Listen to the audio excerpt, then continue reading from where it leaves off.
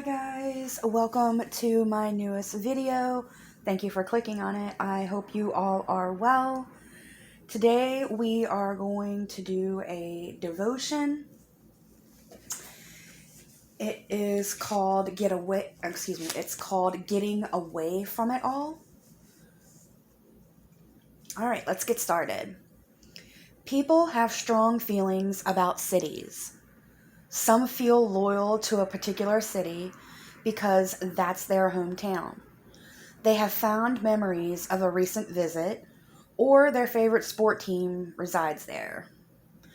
Others absolutely detest certain cities because of a sports team rivalry, a bad experience during a recent visit, or a misunderstanding of the people who live there. Jonah, one of Jehovah's prophets, has strong feelings towards a certain Assyrian city called Nineveh, and for good reason. The Assyrians were Israel's bitter enemies, and Nineveh stood as the symbol of evil. So when Jonah gets a call from Jehovah to go to Nineveh to warn them about Jehovah's judgment, he takes off running in the opposite direction. But his travel plans end up taking a detour. In this passage, find a lesson about obeying Jehovah no matter what. We're going to read Jonah chapter 1, verse 1 to chapter 2, verse 10. I am going to attempt to read this myself.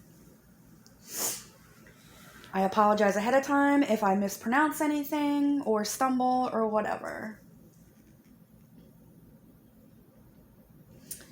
Okay, just a little back history real quick about the book of Jonah. It says Jonah is a reluctant prophet running from Jehovah and is swallowed by a giant fish. Okay, chapter 1.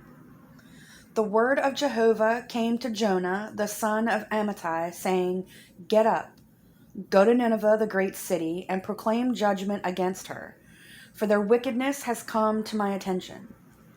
But Jonah got up to run away from Jehovah to Tarshish. He went down to Joppa and found a ship going to Tarshish. So he paid the fare and went aboard to go with them to Tarshish away from Jehovah. Then Jehovah hurled a strong wind at the sea, and there was such a violent storm on the sea that the ship was about to be wrecked. The mariners were so frightened that each of them began to call on his God for help. And they began throwing the articles of the ship into the sea to make it lighter. But Jonah had gone down into the inner part of the ship, where he lay down and fell fast asleep. The ship captain approached and said to him, "Why are you sleeping? Get up, call out to your God. Perhaps the true God will show his concern for us, and we will not perish." Then they said to one another, "Come, let us cast lots to find out who is to blame for this calamity." So they cast lots, and the lot fell to Jonah. They said to him, "Please tell us who is to blame for this calamity that has come upon us. What is your work, and where do you come from? What is your country, and from what people are you?" He replied, "I am a Hebrew, and I fear Jehovah, the God of the heavens, the one who made the sea and the dry land." At this, the men became even more afraid, and they asked him, "What have you done?" The men learned that he was running away from Jehovah because he had told them. So they said to him, "What should we do to you to make the sea calm down for us?" For the sea was growing more and more stormy. He replied, "Lift me up and throw me into the sea, and the sea will calm down for you. For I know that it is because of me that this violent storm has come upon you." However, the men rowed hard to bring the ship back to dry land, but they could not, because the sea grew more and more stormy around them. Then they called out to Jehovah and said, "Ah, now, O Jehovah, please, may we not perish because of this man? Do not hold us responsible for innocent blood, since you have done as you pleased, O Jehovah." Then they lifted Jonah up and threw him into the sea, and the sea ceased its raging. Then the men were struck with great fear of Jehovah, and they offered a sacrifice to Jehovah and made vows. Jehovah now sent a huge fish to swallow Jonah, so that Jonah came to be in the belly of the fish for 3 days and 3 nights. Chapter 2. Then Jonah prayed to Jehovah his God from the belly of the fish, and he said, "Out of my distress I called out to Jehovah, and he answered me. Out of the depths of the grave I cried for help. You heard my voice. When you threw me to the depths, into the heart of the open sea, then the currents engulfed me. All your breakers and waves swept over me. And I said, I have been driven away from your sight. How will I gaze again upon your holy temple? Waters engulfed me and threatened my life. The watery deep closed in on me. Weeds were wrapped around my head. To the bottoms of the mountains I sank down. The bars of the earth were closing upon me forever. But out of the pit you brought up my life, O Jehovah my God. When my life was ebbing away, Jehovah was the one whom I remembered. Then my prayer came into you, into your holy temple.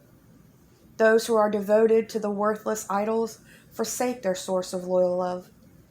But as for me, with the voice of thanksgiving I will sacrifice to you. What I have vowed, I will pay. Salvation is from Jehovah." In time, Jehovah commanded the fish, and it vomited Jonah out onto the dry land. Wow. I always liked the story of Jonah. It says, every change for the better begins by giving up the attempt to flee and surrendering to Jehovah's will. We sometimes pull the same stunts as Jonah. Like him, we cannot get away with them forever. Sooner or later, Jehovah will call us back. From what responsibilities have you tried to run away?